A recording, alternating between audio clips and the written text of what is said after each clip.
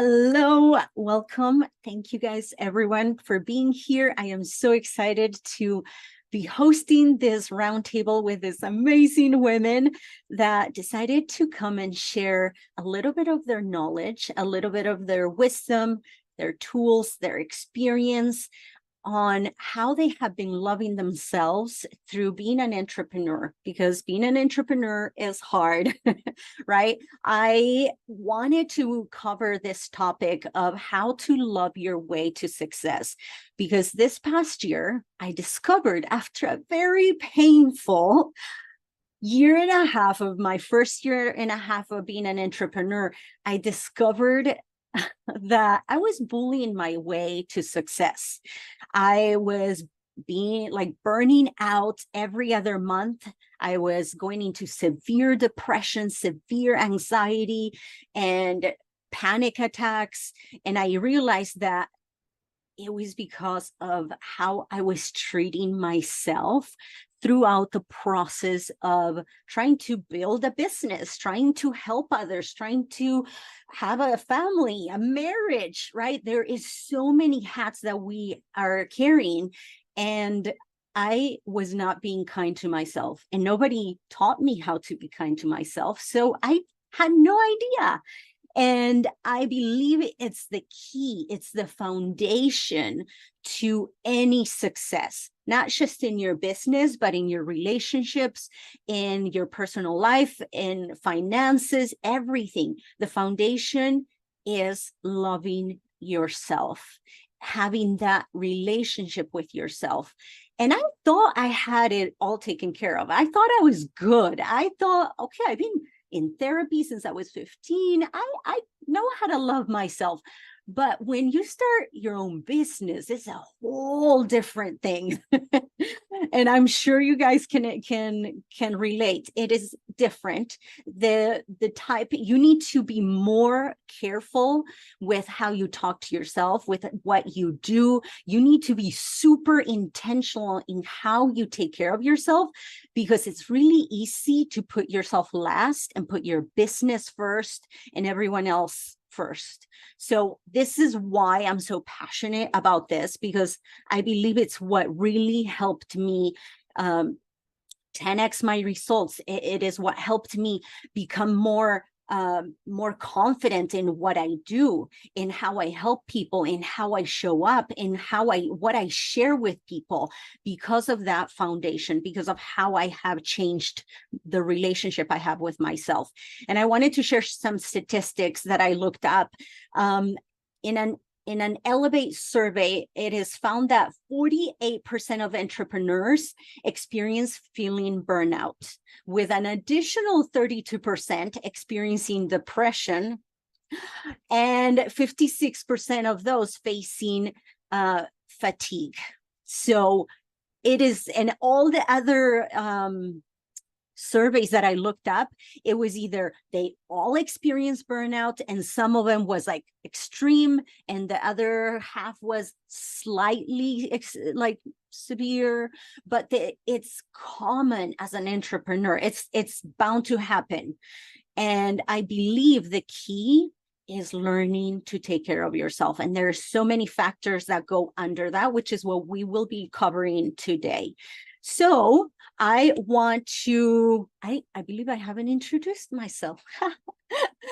So I'm going to introduce myself. My name is Elisa Fucci, and I am a relationship life coach, motivational speaker, best-selling book author, and I am a breathwork facilitator, and I help women release their negative thought patterns, emotional baggage, and negative thought beliefs that they have been repeating through coaching and breath work.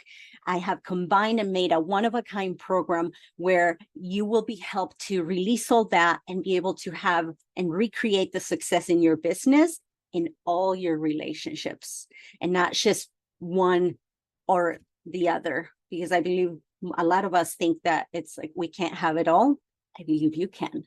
So with that being said, I am going to let each one of you introduce yourselves. Melanie, do you want to go first? Hi, everybody. Thank you so much for having me, Elisa. I am an award-winning neuro coach and a best-selling author, which again, Elisa pointing to her book, it's a very proud moment, isn't it?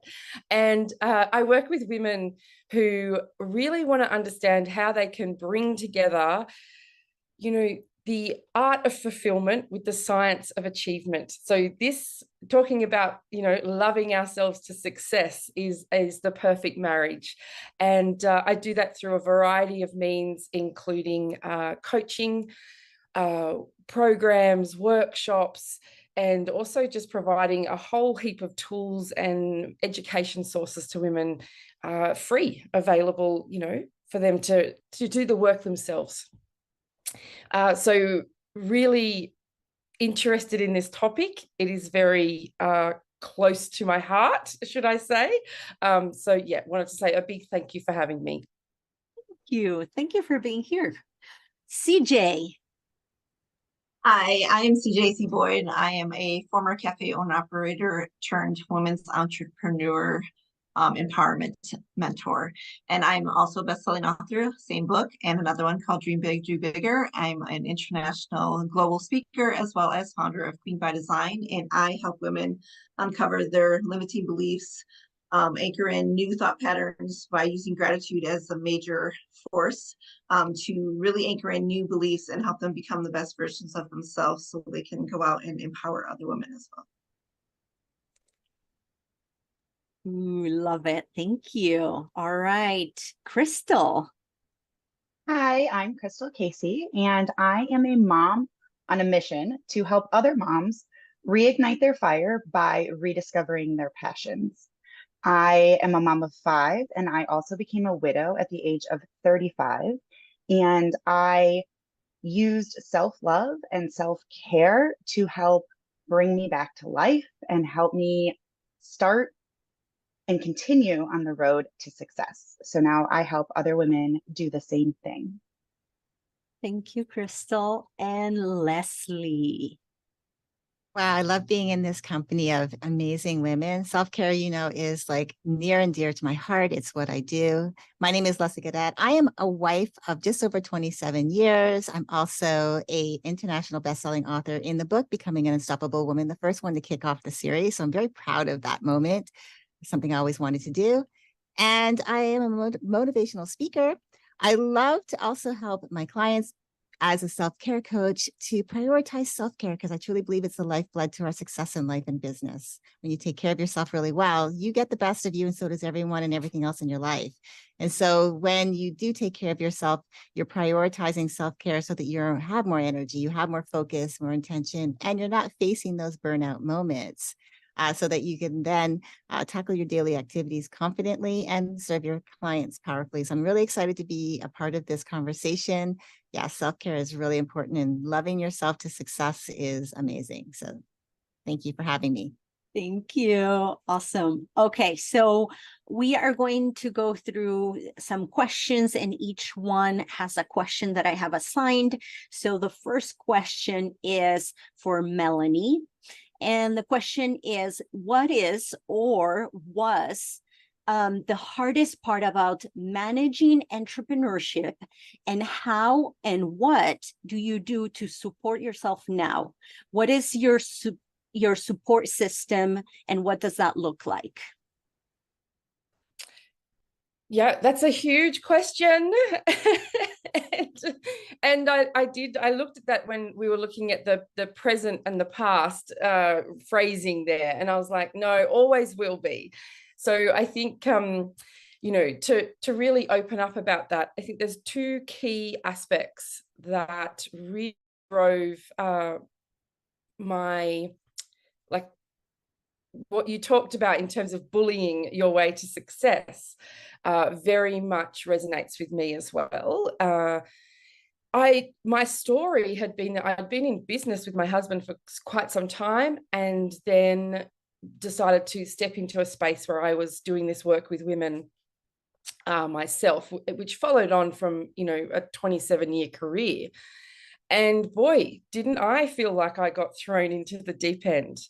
But the two key things that really, when I was thinking about this question, came up for me, one was loneliness within the journey. And it was that I suddenly went from being in a position where I was leading teams and I was working with a variety of stakeholders, and there was lots of engagement, and that's something that really fuels me. And potentially for some of the more introverted people who might be watching, they're like, no, that doesn't, I have to fuel up to be able to do that. But for me, that was a really big feedback loop. And so to step out into entrepreneurship, I really experienced loneliness in two ways. One was other people. Yes, I'm always engaging with the women that I work with, and I love that. That is very energizing in a particular way. But I was really missing the water cooler, grabbing a cup of tea conversations. that when I really, and it took me, I'm being very honest as well, it took me well over 12 months to really understand the goofy loop that I was stuck in. And that was, there's a little bit of irony there for a neuro coach who had to come and do some of her own work, but we'll move on. But that's the development process. But I was like, oh, I get it. The problems that I was coming across in business, that I had nowhere to go to have a 7-minute conversation about it, which I was doing at the water cooler, to find a resolution really quickly and then just move on and action, the solution. So here I was, and I'm having the same conversations with myself over and over again. And of course, it led to rumination. It led to being stuck in the goofy loop. There was no resolution. And I ended up just really holding that stuff. And then that's when those bullying conversations, those self-deprecating conversations stepped in, because it was like, why can't you figure this out? What's wrong with you? You can, you've done this in the past. Oh, this is because you're getting older. There was some, incredibly, interesting conversations happening. So for me, it was definitely that aspect of loneliness. The second part of what really was interesting was having to be, you're sort of in the beginning, you are doing it all. And in many ways you want to, and you have to, because then when you hand over, or you get to a point where you can outsource or get that support, you actually know the function and what you're procuring, right? What you're actually asking someone to do for you. However, that first initial stages of learning all of that, marketing, in my career, I never had to market anything. And to talk about myself and be able to say, this is what I do. This is why it's transformational. This is why you should connect with me and purchase my services. Oh, the analogy of the swan on the surface going, branding, look at me. And underneath being, how to do this. So look, they really were the core, when I really thought about that, they're the core issues that really came to my heart initially. And I think, in looking at how for me, one of the key things I did was found a couple of really good groups who can provide the scaffolding I need. And there's a bit, it's a little bit more than support, if that makes sense. So I think that support is, they're there, but scaffolding for me was about elevating to the point where it was really connecting with people who were in a similar circumstance, because I could get support from other people, other ex-colleagues, there is support within my family and my friendship network. However, that level of understanding and connection and empathy needed an extra layer of depth. And so for me, that was finding people who were in a similar situation. And, I did find a group through She Rises Studios community and through the author network, which was incredible. And then the other strategy I used was to then also use a smaller, some people call it a mastermind, but really, mastermind, I don't know. Sometimes it sounds a bit harsh, doesn't it? And I wanted love and connection, and like I needed someone to pass me a tissue when I was crying. So I don't know. Mastermind didn't feel like that, so we called it something else. We gave it our own name, but there's 4 of us, and we get together just once a month, and in between we can call each other or write something that says, oh, I did this, it didn't go so well, I feel really upset at myself. And then we can kind of unpack that together. So, and talk about tax, the like promotion, PR, anything that comes in that's business related. So they're kind of the headlines that came up for me. Did I get to all parts of the question? It was very long. Yes. Yeah, no, you got it. So for you, it was loneliness and having to do it all. And the way that how you got fixed that, how you support yourself through that to get over that, for you, it was joining groups, right? And having a mastermind or something else that you call it, having a group of women that are at the same level or around the same level where you can connect, where you can share, bounce ideas. And I love that, because that's how you find love and connection. So many of us expect our spouses or significant other to provide that for us. And we have a manual and we think he should be saying all the right things to tell me that he supports me. He's not doing dinner. He's not doing all the chores.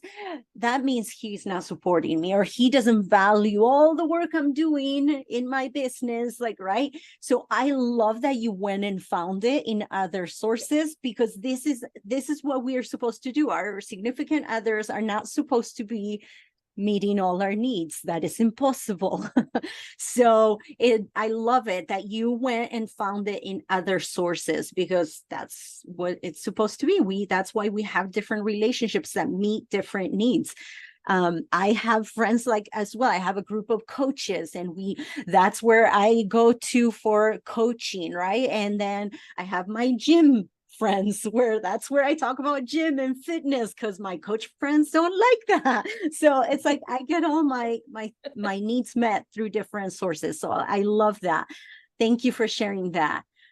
Okay, so question number 2 is, what is your go-to tool to help you manage self-doubt, comparison, and perfectionism? And this one is for CJ.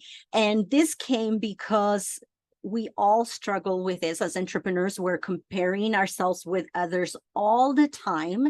We love to just go on the other people's lanes. Oh, but they're going faster. Oh, but right? We love to compare and despair, or we go into self-doubt and judgment.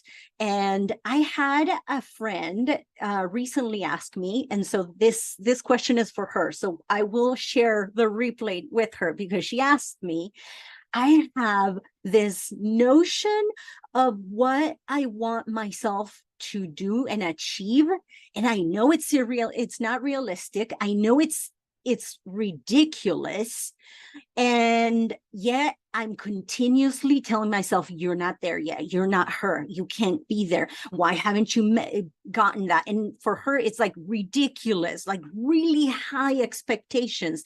And all she does all day is remind herself, this is where you need to be. This is where you need to be. And she's burning herself out because she will never achieve that. So CJ, answer this question for my friend.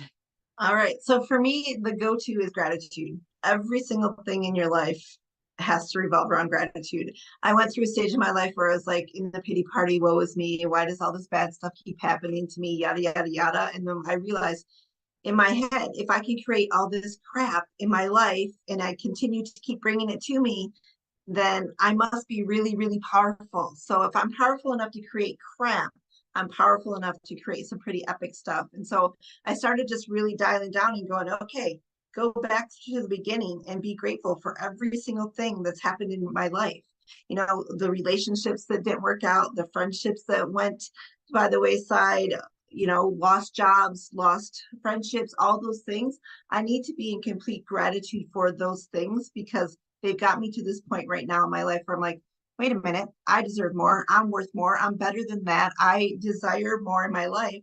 And being in gratitude for all those things really lays the foundation for me to be able to, you know, anchor in more stuff in my life to be happy about and be grateful about. So I think as far as like self-doubt, so when we're self-doubting, you know, can I do this? When you get into the entrepreneur world, you're like, okay, you see all these people and you see the smoke and mirrors and the lavish lifestyles, and you're like, I can never do that. Like when I started a business, I owned a cafe for 18 months. Pandemic put the kibosh on that, but I was like, oh, I'm a failure. My business closed. It wasn't because I wasn't being successful at it. It was because government told me I had to close it. But then in my head, I was like, okay, everybody else is going to be judging me that I'm a failure. I had to close my business. I couldn't figure out a way to keep it open. Couldn't figure out a way to continue to have money coming in, etc. And I'm like, no, I have to be grateful that this happened. There's a silver lining in this. Cafe wasn't where I was supposed to be. Being in gratitude for being able to build it from ground zero to $15,000 months and be successful and have people coming from states around to come eat my food. That was something I needed to be grateful for. That was something I needed to, you know, be celebrating that I did that. And so being in gratitude for the fact that I did that, it brought me to this point. I get to choose to pivot. So being in gratitude for the self-doubt and saying, okay, there's something wrong with me. No, I had to flip it and go, I'm grateful that I went through this and this experience taught me that I'm meant for more. I'm not meant to be in this little box in this location, you know, crunch where I can only serve so many people. I'm meant to be online where I can be global and it really, you know, share my experience with people and do the things. So self-doubt, that was a huge one. Comparing yourself to others. I mean, all of us do it. I look at this group of people that I'm with right now and I'm like, oh, well, she's all put together. Her hair and makeup looks great. And oh my gosh, she's like so well spoken and she's accomplished this. And here's Crystal, you know, raising a family on her own and kicking ass. And Melanie is like, she got ready in 5 minutes, people, come on. She's got it all put together. And I look around and I'm like, why am I in this space? And then it's like you have to go back and go, you're in this space because you have a gift that only you have. You have a gift that was given directly to you. Your purpose is so much bigger than you. And when we stop comparing ourselves to others and we realize we're here on purpose for a purpose so much bigger than just us, and we stop just thinking about us and the woe is me and like what about me, and we start realizing that we have the ability to change lives and to be able to go out there and change so many people ideas and perspectives. And that's what we need to be in gratitude about, for, you know, not being in comparison. And then the other one was perfectionism. I mean, come on, let's be real. We all experience that. Being in gratitude for the fact that we don't have to be perfect. That's the key right there. I mean, being in gratitude for showing up as you. You're an individual. Everybody wants to see your quirks, your little things that make you special. Nobody wants that cookie cutter version. I don't care what anybody tells you. Nobody wants to be everybody just the same. It's like driving through a neighborhood and you have all these houses that are exactly the same. And it's like, shit, which one is mine? Nobody wants that. Everybody wants to be around people that are relatable, around people that are real, around people that say, you know, tell it like it is. And anybody who's in my space, I tell it like it is. I'm going to call you out on your shit and I'm going to, you know, own my own. But that's who I am. And I used to go through a time where people were like, oh, you wear your emotions on your sleeve and you shouldn't talk like that. And I actually have people calling me out and go, you shouldn't swear. I'm like, that's who I am. It's part of my makeup. It's part of how I was created. And I'm not going to change that for anybody. So being in gratitude for the fact that I am who I am and just embodying that and embracing that and just being so grateful that I have the courage to give myself permission to do that. That's how gratitude has totally changed everything in the entrepreneur space for me. Thank you. I love that. Gratitude, it can be hard when we are so in like focus on ourselves, focus on what's not working.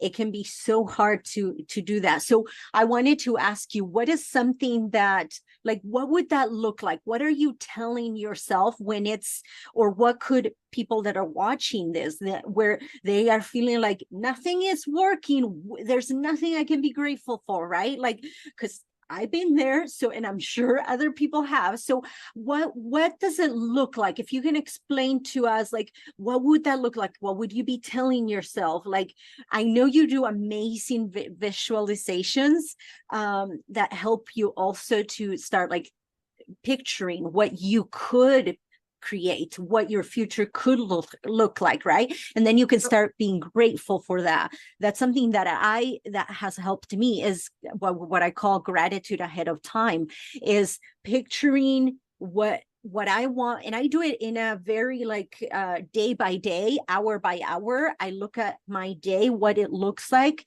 and I walk through everything I need to do. And I say, I am happy and grateful that I had an amazing call, that what I said added value. And I kind of go over this. I'm happy and grateful that I drove to pick up my daughter and I was safe and she was happy to see me, and she was happy with it coming out of school, and she wasn't exhausted, right? It might not look everything the same, but at least I'm out already getting myself ahead and thanking God and thanking like myself for going through everything, thanking myself and for being there, for doing the things, for all the good that I'm going to receive. And by doing that, we're already picturing and visualizing our day and we know the power of our minds, right? That's how everything starts. So for me, that's kind of how I do it. What would you recommend? What does that look like for if they're in a negative place where it's like, I can't be grateful? Like, what would you say? I love the idea that you future pace everything and you're grateful for it beforehand, because it makes me think of Albert Einstein. You know, he was grateful for every single thought that came to his head, that type of thing. But for me, I think it's a matter of just coming back to ground zero. You don't have to be grateful for, oh my God, I got a client today, or oh my God, I'm grateful that I made $10,000, because most people can't wrap their brains around that. So I really, and it's funny because I was talking to a client this morning. I'm like, you have to be grateful. I lay in bed every single morning before I even open my eyes. When I wake up, I'm grateful for the fact that my heart is beating abundantly. I don't have to think about that. I'm grateful for every inhale, every exhale, every single cell in my body that's vibrating at the frequency that needs to vibrate for me to be the most vital human being that I can be. I'm grateful for every single, cell and the blood vessels and my heart and my lungs and all the things. And I really go deep into those things and just talk about how grateful I am for all that stuff that's happening for me that I don't have to work at. I don't have to think about that. I mean, that's a miracle. And if you can be in gratitude for those are things we overlook and take for granted every single day. There's power in that. I always liken it to people, all the miracles that have to happen for a child to be born totally healthy. That just blows my mind. And if you're a woman and you've given birth to a child, be grateful that you have the body that's capable of giving another human being life.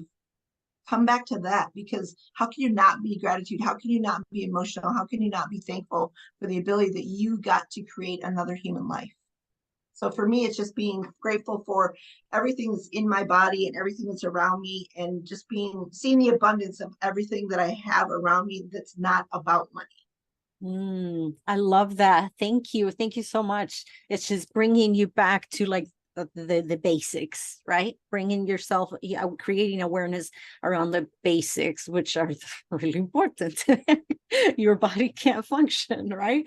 Okay, thank you so much. We're going to go to the third question. And this one comes because I believe part of having balance as an entrepreneur, raising kids, having a relationship and having friends and exercising, health, all that, right? All the different aspects that we want to have, right? We want to balance it all. But the biggest thing, and what I tell everyone is like, give me a problem that you're having in your life, and it's probably because there's not a boundary set, or your boundaries have been broken and you're not doing anything about it. So the next question is just about that. What boundaries do you have to set in place, and how do you honor them to keep a successful business, family, marriage, relationship, life? And this one is for Crystal. So I think it's really important to remember as women entrepreneurs that we're super strong, we're super capable, we're super resilient, but we are not invincible, right? So setting boundaries and honoring them is vital to creating that life that fulfills us, both personally and professionally.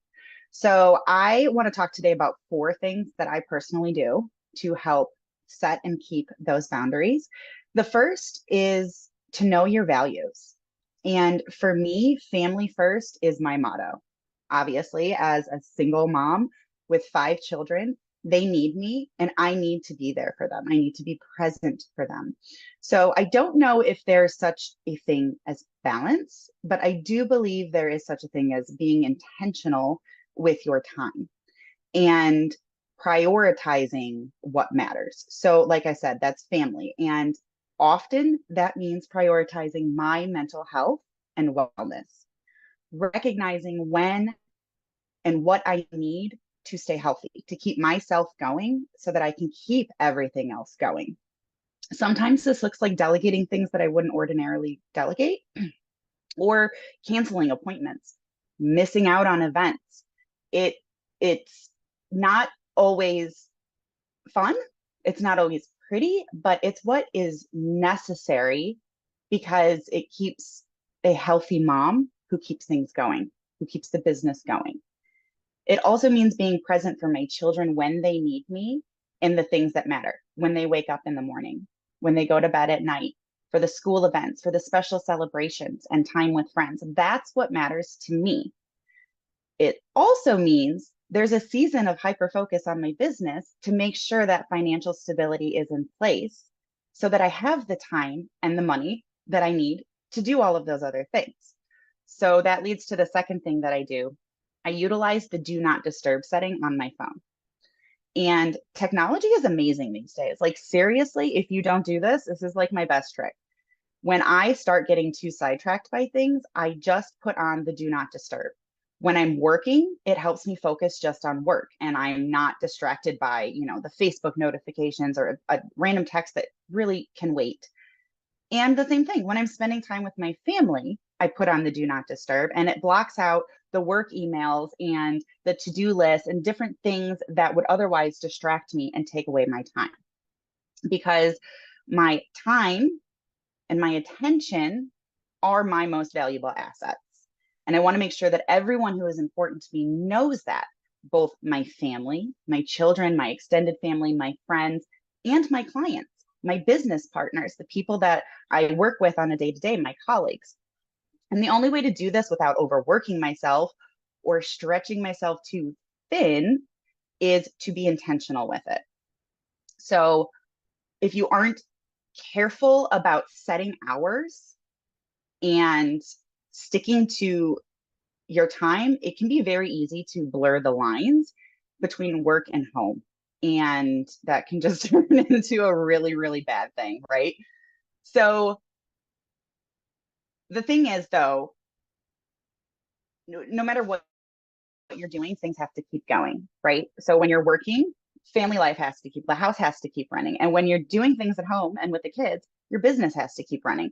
So the third thing that I do is I implement systems and automations. That is super helpful because it helps me to keep those boundaries. It helps me keep things running smoothly so that my time and attention, when it's focused somewhere else, I'm not dropping the ball on the other side. And I'm not constantly overworking or stretching myself because things are on automation or there's a system in place already. And then the last thing that I do is allowing space for grace and paying attention to my body and what it's telling me. So when I'm getting overwhelmed or lost, or when I'm feeling like I need to do it all and be it all, I tend to start getting really short. Like my temper gets really short. I get really irritated. I get really angry. So I start noticing that now, and I take it as a sign, like Elisa said, to pay attention. Something's not right here. There's a boundary that either wasn't set or is being crossed, and now I'm triggered. And that helps me to kind of stop, address it, and then we can keep moving forward. So I have to really pay attention to that. And another thing is, I noticed that when I start getting overwhelmed like that, in the past, what I used to do is more. I'd be like, oh my gosh, I got to do more because I'm falling behind in this and this and this. And really, what I got to do is set all that shit down and walk away and do less. So I like to write. I write it all out, or I journal it all out, or I do my to-do list or whatever. And then I set it down and I go practice some self-care. Go practice some self-love. Fill up your cup, right? That is a non-negotiable, because bullying yourself into it to make sure that it gets done is not going to get it done. You're going to just end up making things worse. But if you just take a time to breathe and to go love yourself. Are you hungry? I usually get hangry. Are you hungry? Are you thirsty? When's the last time you laughed or felt the sun shining on your face, or danced until your body was tingling all over, or allowed yourself to feel sexy and connect with your partner? All of these things are what make you bendy so that you don't break. Oh my gosh, I love it. Love it. Love all the things. I'm taking notes, okay? Because I think this is so important. These are amazing tools, values. That's exactly what started this whole journey. I remember my therapist asked me, what are your values? And I started crying because I didn't know. What are values? What? I don't know what I value. I don't like, and I it felt so foreign to me because I'm a recovering people pleaser, and I didn't know how to take care of myself. I didn't know what was important to me, what I valued. So that is it's so important to go back to your values. And I have my clients do like just your 5 core values. We can have 20 values, just focus on 5 and doing 1% every day. How can you meet those 5 core values every day by 1%? Like, don't try to do like go from 50 to 80. No, that's not possible, like, to sustain just that 1%. And for me, that was amazing because that slowly, that 1% every day of living my core values was what got me 2 months later to sign up to become a certified life coach, and then start my own podcast, and then now my business. So it's just that little 1%. You may think, but it's not significant. But if you look at a car, if it's slightly misaligned, where do you end up if you let go of the wheel? You end up on the ditch, right? You end up on the side of the road. It is just those slightly little choices that you make every day that will make the big difference on the long run. So I love that you said values, because that is so important. And then making sure that you're honoring them, honoring those values every day. It allows us to remind ourselves to do what we want. Like, why are you doing this? Well, I'm doing it because it fulfills the need to meet my values, right? Instead of, I have to do this. No, why do you really want to do it? Oh, it meets who I am. And then I love the do not disturb. I have to be better at that, because I don't have the do not disturb. I have it silenced, like, but then it's still showing. But you can still see them. Yes. So I've got it on now. And then it's like, when I want to check, I'll open it up and I'll check and I'll be like, okay. And then I turn it right back on. I You know? love it. I am going to do that. And setting up hours, that's amazing. Those are great boundaries. And when we honor them, when we stick to them, everybody's happy. Your kids are happy because they have your undivided attention. You are happy because then you're fulfilling your duty or your need to be a mom, to be present, to be with them. And then you are happy because you know you gave it your all during that set time to give your business the needs. And I love the automations. That's a great idea. I love it. And allowing space and grace, that is where I think we need to focus so much of our energy when we are entrepreneurs, because we can be so hard on ourselves, especially if we come from a perfectionism background. Me again. Yeah, okay, so see, I'm not the only one. Like for me, that's and that was the hardest, like showing myself grace. I can show grace for everyone. I am Right. super caring, nurturing towards everyone. And as I started doing healing and doing inner child healing, I realized, oh, I'm being so harsh on myself. I am not being gentle to the little girl that still needs healing and is wounded. I need to show the same compassion, nurturing, and love that I show to everyone. I need to do that for myself. And we rarely do that. As entrepreneurs, we have goals and we don't celebrate ourselves. And that's another big one. Celebrating yourself is huge. The small wins. You got up this morning. You showed up to your calls. Those are huge. You did your hair. That's huge.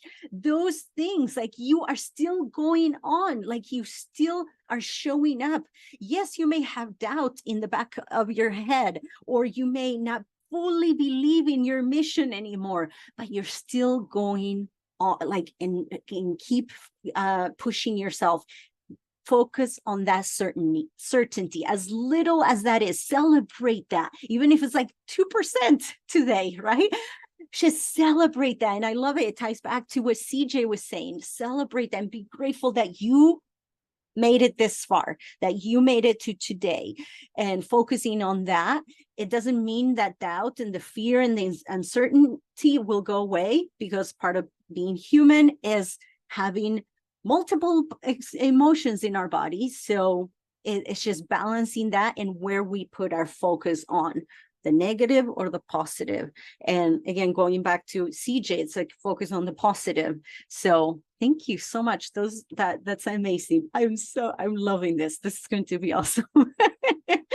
I hope whoever's watching, that you're loving it as much as I am. So question number 4 is for Leslie. And the question is, what does self-care look like as an entrepreneur?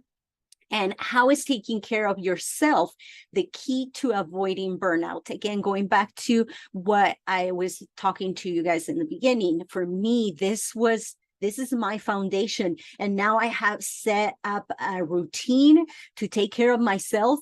And I know that no matter how bad I feel, no matter how bad my depression and my anxiety is, I always stick to this self-care. And I know that if I follow through with my self-care, if I prioritize that and I give myself the support I need, I will make it out all right.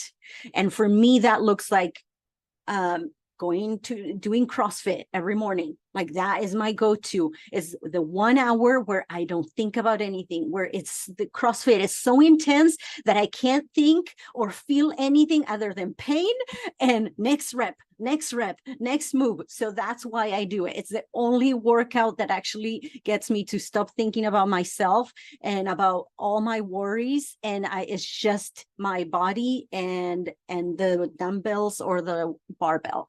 So for me, it's CrossFit. Then is breath work, daily breath work, where I get rid of all my thoughts and all my emotions. I let them be, and then I realign myself spiritually and connect with God, have a conversation with God, and allow myself to kind of, okay, what do I need to do? What are my next steps? Kind of go through my day And that for me is that's taking care of myself. As long as I do those, and some days I don't even want to do them.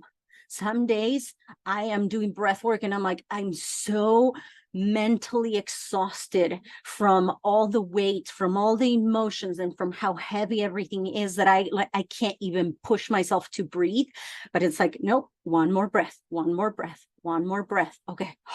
Inhale, inhale, exhale, and I just walk myself through every breath that I take. Some days it looks like that, and that's okay. Staying consistent with that self-care routine, and as an entrepreneur, will allow you to ensure that you will make it out alive, and that your business will continue to thrive as you go through this moment. So Leslie, take it all.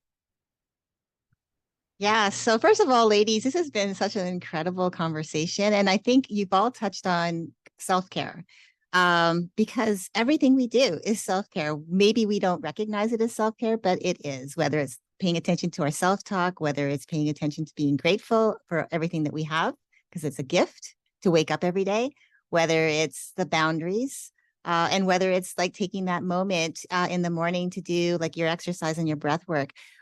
For me, I always like to tell people that self-care is not a one-size-fits-all model. You do not have to follow someone else's practice because that's their lifestyle. It's not yours. So it must align with who you are, your lifestyle, your time limits. As Crystal said, she's a mom of 5. So maybe her self-care in the morning is maybe short spurts, 10 minutes here, 10 minutes there. But when I look at self-care, it's not just looking at the moments where we're filling our cup, where we're doing the breath work, where we're doing the exercising. Maybe we get a massage, some soft self-care, getting a massage, or a mani-pedi, getting our hair done. Maybe we're cooking the meal for our family. Those are all self-care things. But I look at self-care also as essential. So I have 5 essentials that I want to talk about today.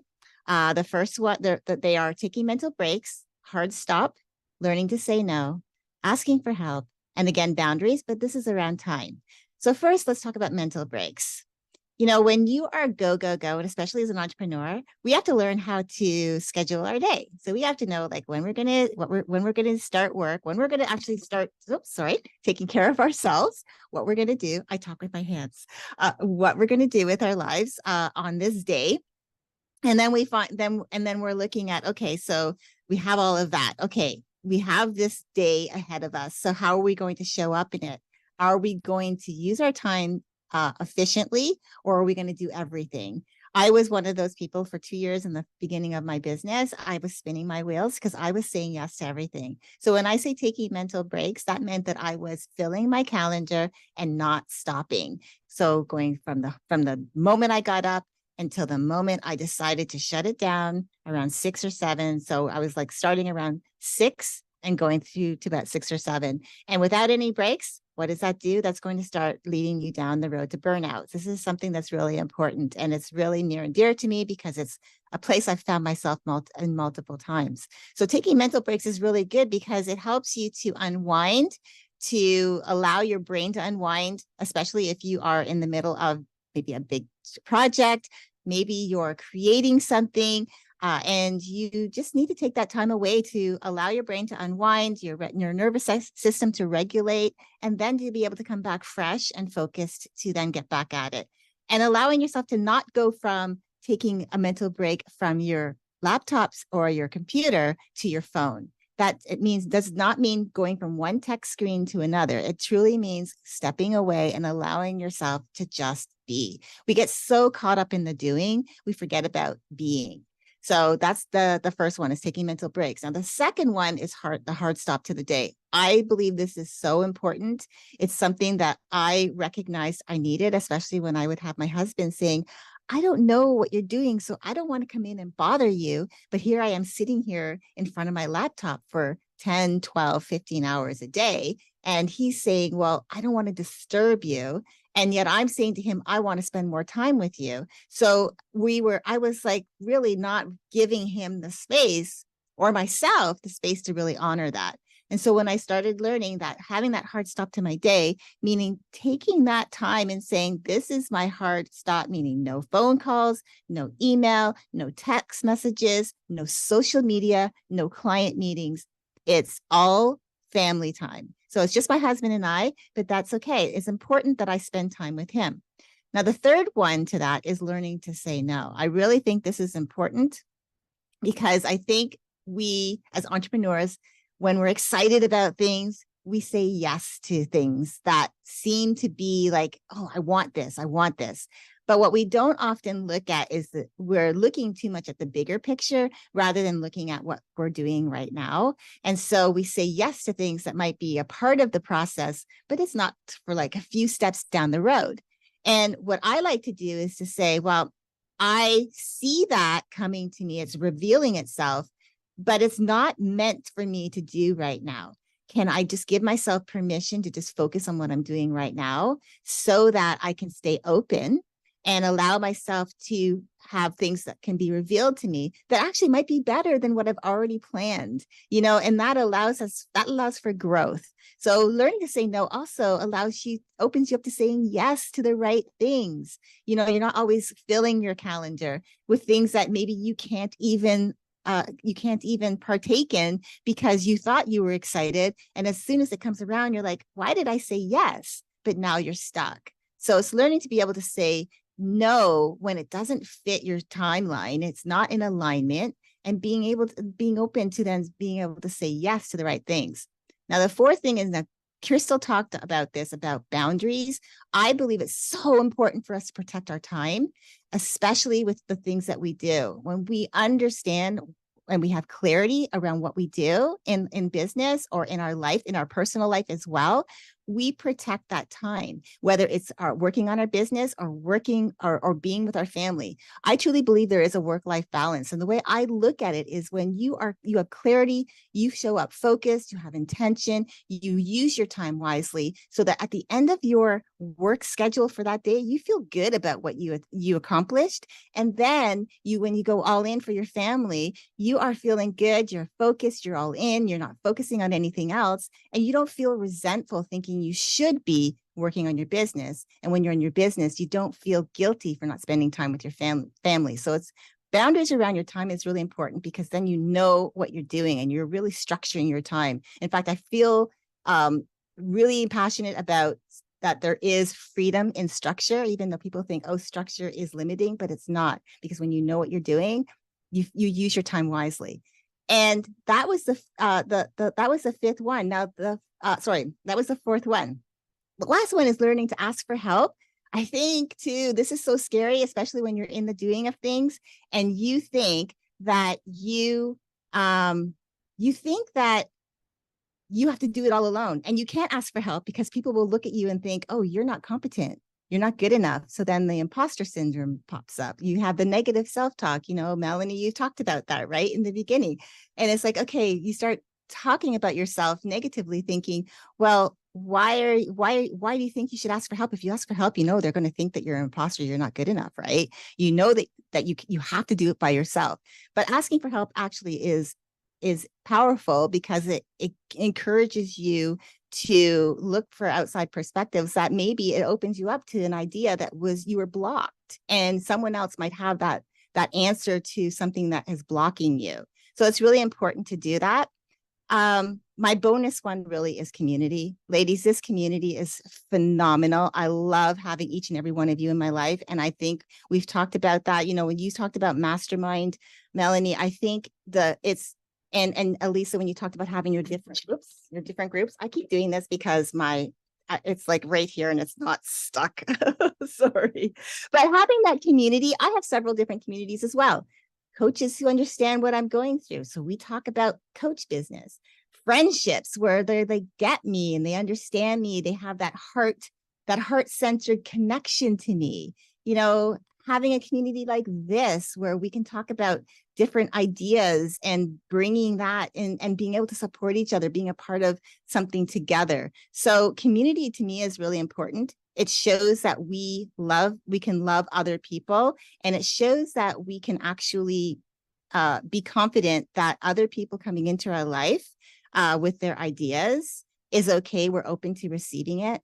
And we're also open to maybe even taking a step based on something that someone else encouraged us to do that we maybe were afraid to before because we didn't have that confidence. Because we know confidence doesn't come first. Confidence does not come first. It's just actually having the courage, even though that's hard it feels hard, but it's having the courage to step out into it and do it, and the confidence comes second. So those were my 5. I know I didn't really catch on about the burnout part, but I think it's just because if you do all of those things, you take care of yourself, you will be able to avoid burnout, because we know it's real. We know it's on the rise. And we know, especially with women are more prone to burnout than men. And when you look at the statistics, like you were saying, Elisa, 48% of business owners are actually reporting burnout. And this year, they're even doing like smaller focus groups, and the percentage is still like high, when you have like a 10,000 plus and you get a 42% return that people are, having burnout happening to them. This is something we need to talk about more. So yes, thank you for allowing me to speak. No, thank you. I loved everything you said, because those things are so important as an entrepreneur. And what stood out to me was like saying yes, saying no, so you can get to the yes, and also asking for help. I remember I have a coach, and even asking my coach for help, reaching out when I was struggling, I was judging myself. I was like, oh my gosh, no, she's going to think, oh, you're here again. Oh my gosh, this is how many times do we have to coach you on this, right? And I remember telling myself, her reaction, her feelings, her emotions, what she does with the problem I'm presenting her is none of my business. My responsibility is to take care of myself, find support, get help. And if this is what it means, I am going to dump and vomit everything all over again to her, even though I did it last month. And I showed up and I told her, hey, you know what? My brain was trying to judge myself, like it stopped me from reaching out and getting help. But this is my responsibility. It is our responsibility to take care of ourselves, to say no, to put ourselves first, to put boundaries, to set those boundaries and honor them and follow through. Nobody else is responsible to follow through. I have so many clients complaining, well, I set up a boundary and nothing's happening. I'm like, yeah, but you're responsible for following through. The boundary does nothing unless you follow through. People won't listen to you if you don't follow through. If they're used to you always giving, that's just what they're used to. It's hard for them to just stop all of a sudden. Oh, wait, now you're not doing that anymore. What? No, like so. It is our responsibility to make sure that we follow through on the consequence when that boundary is violated and not respected. So thank you so much. All those were amazing. And I have loved listening from all of you guys. The last question is, how do we process all the emotions that come, the roller coaster of emotions that come with being an entrepreneur? And I am going to take care of that one because I love emotions. I have learned this past year, I have become a master at processing emotions and allowing them and loving them. In my journey to healing, I have learned that when we don't process an emotion, when we feed into it, when we neglect it, when we pretend it's not there, or when we try to fix it, we are not truly allowing that energy to flow through us. I suffer from the severe depression since I was 15. Then later in my life, I was diagnosed with anxiety, and I saw myself as broken. My entire life, I thought I was broken, that I had a cloud over my head, and no matter where I went, it followed me. And I thought, everybody's normal, but I'm not, because look, I have a cloud over my head. Like, I don't see things like everybody else sees. And this is something that I had to struggle with my entire life. I will never do what everybody else does, right? And as I started learning about coaching and I became a coach, I started trying to fix that. I'm like, oh, now that I have the tools, I can fix myself. Now I don't need to, I'm not broken anymore. I have the tools, I have the glue, I can put myself together and I'm good to go, right? But that's a thought error. Again, I wanted to fix those emotions and change them. What I want to teach you guys today as part of a tool that will help you go through the roller coaster of emotions that we all have to face, whether you're an entrepreneur or not.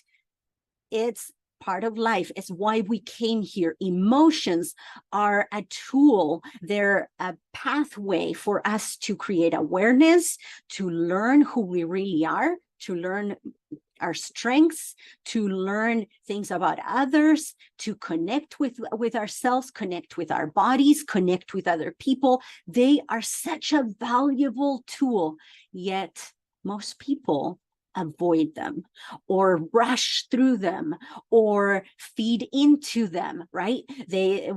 Like depression is easily an emotion that you feed into it. Shame and guilt, right? Those are emotions that we love to feed as women, right?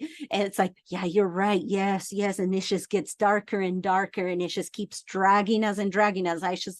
It's like a monster that we keep feeding, right? Every time we believe all the thoughts that it's telling us. So what I like to teach today is called flow. And it's a way to allow the emotions to flow through us. The human body has 72,000 channels of energy flowing through us. At one point, the human body can produce up to 2,000 watts. We have energy through us. An emotion is energy in motion. That's all it is. We make it mean something. We put meaning into it when we have a thought behind the emotion. It becomes painful when we believe the thought that's behind that emotion. And what I have learned to do so I can let those emotions flow through me and learn and grow is first F, feel your feelings. Tap into your body, slow down enough to just kind of go in, breathe.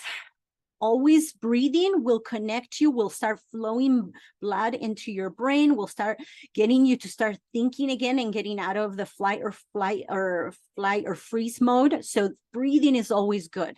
So just take a deep breath and tap in and just, where is it in your body? What is it making you do? Like right now, I'm nervous, right? My body's nervous and I'm sweating. And it's like I'm shaking, right? Like what is it making you do? Like, is your throat closing off? Like, where is it? Like, where is it? Find it. Does it have a shape? Does it have temperature? Does it have movement? Sometimes some people see movement in it. It doesn't have to be so descriptive. Some people can't even find movement, temperature. Just as long as you can stay with it, stay with your body, tap into your body, allow yourself to lose yourself in this emotion. Just doing this alone will reduce the intensity by 50%. Just doing this, okay? And this is just the beginning. So just describe it. What is it making you do? Is it making you want to cry? Like, what is it that is it making you want to yell? Is it making you want to hit something, right? Like, what is it? What is it doing in your body? Just acknowledging it allows you to start letting it, instead of forcing it and tensing it up, it starts to allow that energy again to flow through you and out of you. Makes it less intense, less noticeable, like it loses its power. The more we acknowledge it, the more we validate it, the more in control we are of it, the less powerful it becomes. The next one in the flow is L. Let yourself go wherever it needs to go without judgment and without trying to change it. Again, like I became a coach, so I was like, I know how to fix this. I want to change it. I was taught how to change my mind so then I could feel a different way. But then I wasn't allowing myself to go through the emotion. I wanted to jump into gratitude, jump into love, jump into feeling great. There is no lesson in rushing through these emotions, right? So allow yourself to just go wherever your body wants to go, wherever it's taking you. Again, by paying attention to where is it going, like talk to it, talk to your body, like talk to that emotion. Is there something you want to tell me? Do you need it? What are you protecting me of?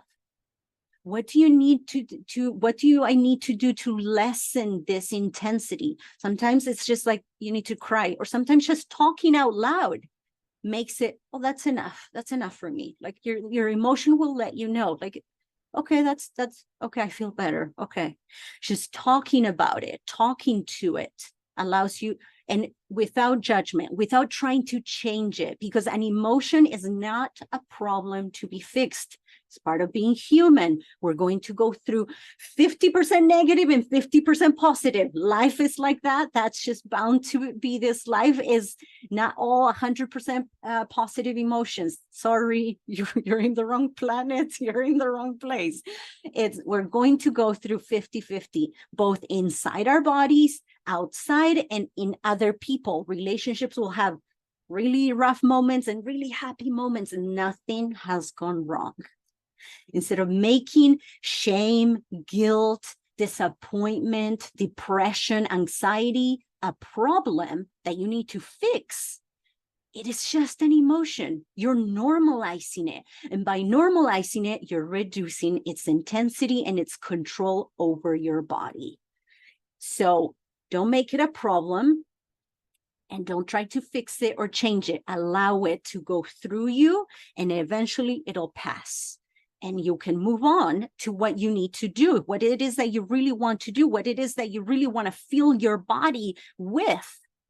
Because as long as you hold on to this emotion, it'll be stored in your body. We are walking libraries with all this stacked up things of emotions that since we were kids, we were like, we had all these big emotions. Something happened to us and we're like, what do we do with this big emotion? And we don't know. So we put it away and we're like, someday when I grow up, my bigger self will deal with it, right? Because I'm too little to process it, right? If we don't have the tools, or if we don't have the parents that can teach us to go through it. So we held on to it. And as adults, what happens? We're triggered. We're out, that hurts. Oh, I don't like that. That's uncomfortable. Let's go eat. Let's go watch TV. Let's get on our phones, right? And instead of like, no, what is it telling me? Tapping within our bodies instead of making it a problem. O is for opportunity to create awareness around the beliefs that are behind the emotion. Again, emotions are so valuable because it gives us an opportunity to start questioning everything, which is the next thing. What is it? Question everything about what comes up. What is it that you're protecting me with? Like, start asking questions to yourself. What is it that I'm avoiding?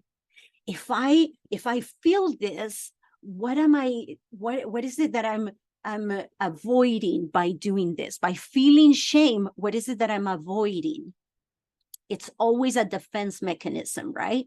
And even the big emotions as entrepreneurs, sometimes we don't even know how to feel success, how to feel excited that we made a lot of money. Sometimes we confuse that with anxiety, and we close a deal, we close a consult, and then we're so anxious, and it's like this big emotion is running through us. And what do? We get busy and we start talking to everybody and we start doing more things, right?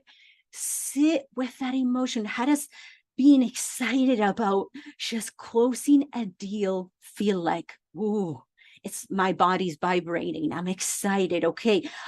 My heart is palpitating. It's like, okay, how does it feel? What do you need to do to take care of yourself, to feel that emotion, to allow that emotion to go through you? Do you need to take a bath to calm your nervous system, to let yourself let your body know that you are safe to feel this emotion, that nothing has gone wrong?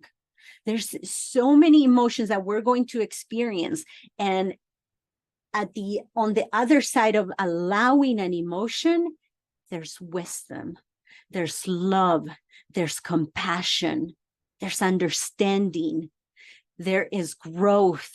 And we get to show this to our clients. We get to teach this. We get to show other people how to feel this, because most people don't know how to feel their emotions. Most people run away from it or pop a pill to quiet and shut up the body. That's what we're taught to do. We have a problem, give me a pill to reduce this, because we don't know how to process it. So what is it that you really believe in? Again, it brings up all the beliefs that you have about this emotion. Is it that I'm not good enough? Is it that you're afraid of what will happen? Is it that you think you're a failure? Is it that you feel like you didn't do enough? What is behind that emotion? What belief? Most likely, it's a belief from when you were little, or is a borrowed belief. And the moment you see it, you create awareness, you shine the light on it, and you get to decide, what do I really believe? Do I really believe this? When I started looking at perfectionism, and that came from feeling disappointment, what I started noticing that I was borrowing beliefs from my dad. They were not even mine. They were his beliefs about what perfect and perfectionism looked like. And I was like, I don't like that. But it wasn't until I brought attention to it, because I let that emotion flow through me and I started asking questions, that I was like, oh, that's not a belief I like, and I don't want it. Thank you, Dad. You can have it back. Like, there's beliefs about money. Like, how do we feel about money? Is there shame attached to it? Again, where does the belief, what does it make you feel like? What is it telling you? Ask questions to this belief, talk back to it, and then you'll discover the beliefs. Again, I realized I was borrowing beliefs from my husband. That is so common when you're in a relationship, to borrow beliefs from your spouse. And you're like, wait a minute, no, that's his belief. I don't believe that about money. I don't have to believe what he believes. He can have his own belief system about money. I don't need to borrow that. I don't need to feel shame around this. I can feel however I want. But again, it's not until we start shining the light on it and really asking ourselves, do I really believe that? Is this true? Or how is this not a problem for me? Like, asking all these questions. How is this evidence? How is you feeling these emotions evidence of the opposite, right? If you're feeling shame, if you're feeling guilt, how is it evidence of the opposite? And then what do you want to do? What do you want to do next? What are you willing to do? And what are you willing to not do? Again, going back to the boundaries, like, what is it that you, and it brings back all the power to you, where before you felt disempowered, you felt out of control because this emotion is so powerful. It dilutes that, it loses its power, and it gives you back the power. What do you want to do? What are you willing to do next? It doesn't mean you're never going to go through these emotions. I don't want people to think that you're never going to feel this again, that it'll never go away. I still suffer from depression. I still suffer from anxiety, but guess what? Now I'm in control. Now I get to decide how long it lasts. Now I get to decide, like, what to do while it's going and passing through me. It no longer takes over my life and my relationships, which is what most of us do, right? It's so powerful that then we start getting snappy, we start yelling, we start withdrawing, we stop doing things, or we start doing more, overcompensating, right? It starts taking over everything.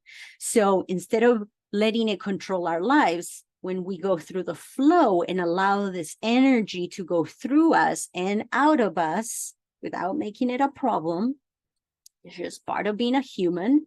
It's why we came here, to experience all this roller coaster of emotions. Then we get to learn, grow, rinse and repeat, because this is like an everyday thing. So that is my part. And I wanted to close off by giving each of you guys the opportunity to share a little bit about where people can find you. And if you have an upcoming event, you can share that. I will start. And if you guys, whoever's watching, if you're interested in joining my program, if you're interested in trying breath work, if you like to learn more, follow me. You can find me at Elisa_Fucci_coaching on Instagram, Facebook. You can go to the link in my bio where you can listen to my podcast, Living La Vida Full. You can look and see where my next breath work session will be and book a consult. All the things are in my bio if you like to follow me and have more value. So I will go with who's first? Melanie. Thank you. Thanks, everyone. That was really great discussion today. A few reminders in there for me too. So Collective Wisdom Coaching and Consulting is the name of my business, and you can find me on Facebook and Instagram under that. So just Collective Wisdom, because it's long, and then CC for coaching and consulting. And look, I've recently put together a really valuable 6-month VIP immersion program, which is called the Real Success Academy. And it's really about shifting from living on autopilot to becoming an activated woman with really confident authenticity. And everything that we've been talking about here, really comes together. And it's a real opportunity, as you said, to get to the point where, and 6 months is important because then you get to learn how to really do this and then be able to rinse and repeat and be able to coach yourself through life. So it's really about helping people understand, the brain hacks, creating those new neural pathways and getting back into the driver's seat of life so that you can bring together and blend the science of achievement and, define your own version of success and bring that together with the art of fulfillment, which is that really calm, caring and compassionate relationship with self. So if anyone's interested, please jump on, DM me and we can chat. But thank you so much for hosting, Elisa. Thank you. Really great. Thank you, Melanie. I loved it. I'm like, oh, this is awesome. CJ. All right, I can be found on Facebook. My milkshake has all my other links. I host on Phoenix TV, Awaken the Warrior. It's kind of a showcase where I showcase people who have been through some shit in their lives, and we talk about that, not to sensationalize anybody's stuff going on, but the tools, that moment that they said, okay, I'm meant for more, and the tools that they use to continue to awaken that warrior deep within. I'm really passionate about sharing tools so that people can empower themselves to continue to get better. I am also launching my Queen by Design Collective Mentorship Program in October, where women can come in and we're really going to dive deep into the limiting beliefs and help them uncover the beliefs that are theirs, that are not theirs, and then really embody that inner queen that's already there. It's not becoming someone else. It's not trying to be like somebody else. It's really remembering who you are as the inner core with your values, your integrity, your morals, and then to be able to give themselves permission to step up into that queen so that they can move forward and empower other women as well. So thank you, CJ. All right, Crystal. Yeah, so I can be found at crystalcasey.com. That's Crystal with a K, Krystal, Casey, Casey.com. And basically everything that I've got going on is there. So any speaking engagements that are coming up. My biggest thing that you can download a free toolkit that is at my website as well. And that leads to my course, which is called From Stuck to Unstoppable, Rising from the Ashes. And I believe almost everybody here is in the course. It's a Yes. collaborative course with 36 experts from around the world. And it's designed to help moms who are feeling stuck. They're just kind of going through the motions. They're just kind of showing up, but not really there, to reignite their fire and find their passions and discover where in life, from health and fitness to intimacy to finances and career, where they're feeling stuck, and help them to become unstoppable.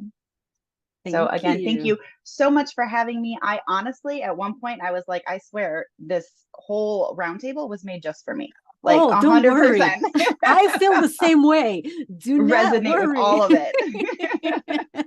Yes. Leslie. Yeah, so I do have a link that's directly linked to my Instagram. So I spell my name a little differently. It's Lesli, and then my last name Gaudet, and you will find my link there, which will provide you with all the different ways to get a hold of me. I also have a free self-care guide that you can click on and it'll show you, talk to you about, the soft self-care and also essentials of self-care that you should be putting into your daily life. I do have a workshop that is available to register for now. It will be a live interactive experience on August 17th at 2 p.m. Eastern. And it is called Elevate and Thrive, Nurturing Resilience, Preventing Burnout, and Prioritizing Self-Care. We will talk about 4 stages of self-care, which are the the honeymoon stage, which is really where you got those high levels of enthusiasm, but you're pushing yourself to the point where you don't recognize that you're not taking any breaks. And if you keep doing that over and over again, and you repeat that day as like a groundhog day, you probably will fall into stage 2, which is the onset of stress. That's where your enthusiasm starts to waver, and you'll encounter challenges and stressors like feeling tired and maybe unfulfilled, because you're pushing yourself too hard. And then you might end up in chronic stress and burnout, which is stage 3. That's emotional exhaustion and overwhelm. And even maybe to that place of detachment, where you find yourself maybe removing yourself from other people. They can't get a hold of you and they're wondering why, and you just are staying silent. And also you're in your head with a negative self-talk. Final stage we're going to talk about is crisis and burnout. And this is where everything is done. Your complete burnout. Everyday functions become really extremely challenging, and you find yourself forced to take that time so that you can recover. It's not a matter of if you have to take it, it's you do have to take it if you end up in this way. So if you think burnout can't happen to you, believe me, it can. It's happened to me multiple times. I am a recovering burnout person, so I can say from experience that this is really near and dear to my heart. If you don't want to be a statistic of burnout, then come to my workshop. It's happening on August 17th at 2 p.m. Eastern. Learn how to identify and prevent burnout from happening to you. Thank you.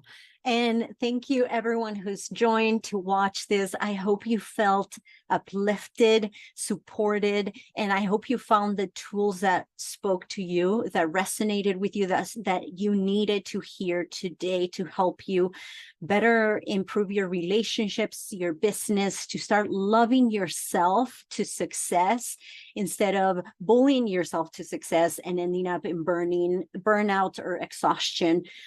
We love you and we want you to have the best experience as an entrepreneur and enjoy your relationships. So I hope that you enjoyed all these tools to improve your life and be more yourself and be able to step into who you are born to do and what you need to do while you're here. So thank you again. And thank you, ladies, for joining me. This was amazing. Thank you so